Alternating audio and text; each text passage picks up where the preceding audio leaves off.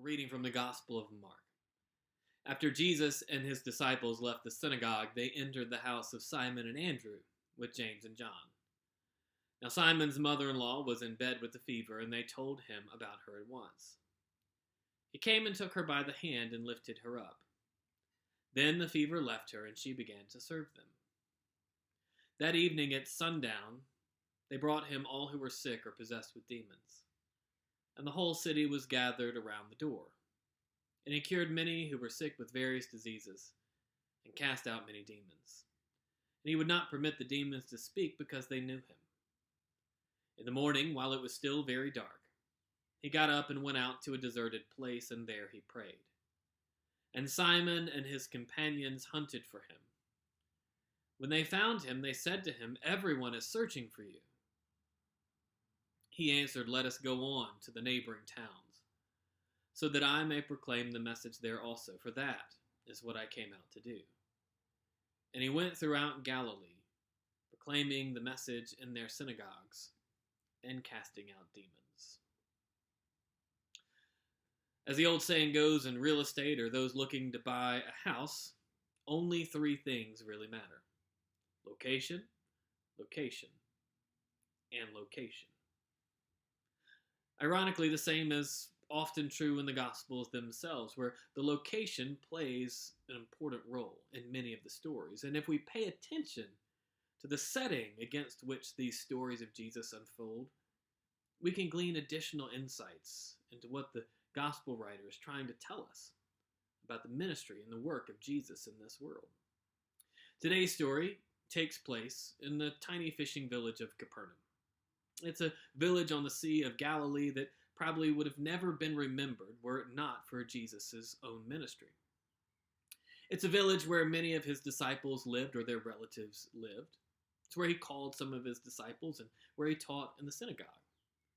And in today's story, it's where he heals the mother-in-law of Peter. The town of Capernaum would become Jesus' home base in his ministry.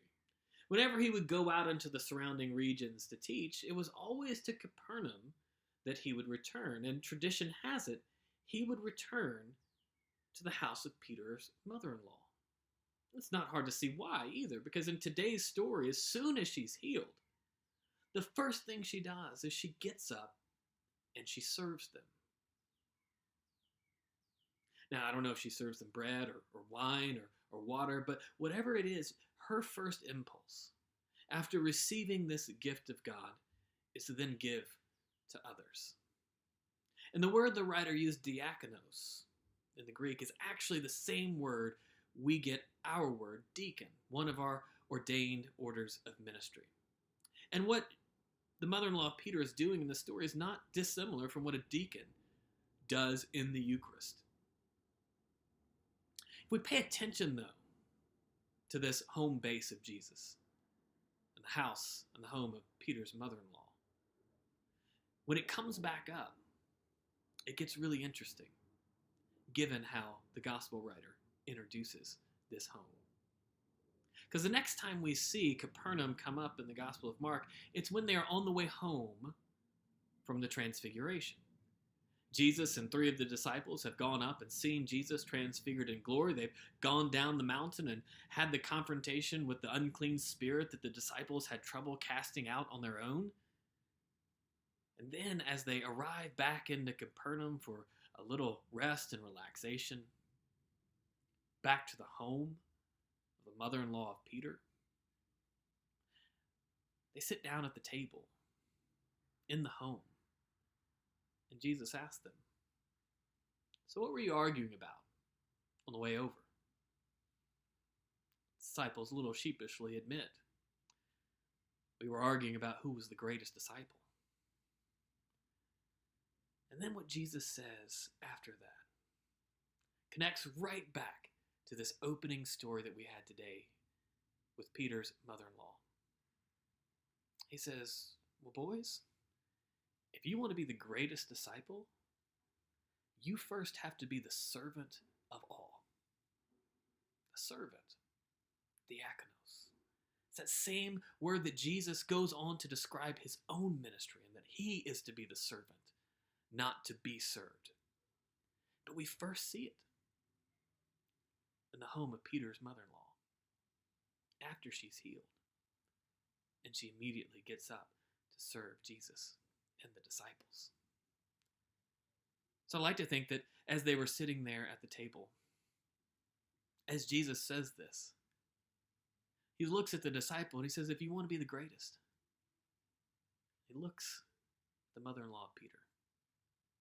If you want to be the greatest disciple, you have to be the servant of all. Like her is the implication. No doubt the disciples remembered the stunning generosity and servanthood of this woman who was almost on death's door, was healed, and thought not of herself but of others. No doubt when Jesus reminds them of her servanthood to them, they see her and they know she is the emblem of true discipleship. How ironic that here this greatest of the disciples comes to us without a name, without any history behind her, who is known only by the name of her son-in-law. And yet Jesus holds her up as the example of the greatest disciple, as she, Peter's mother-in-law, is truly our first deacon.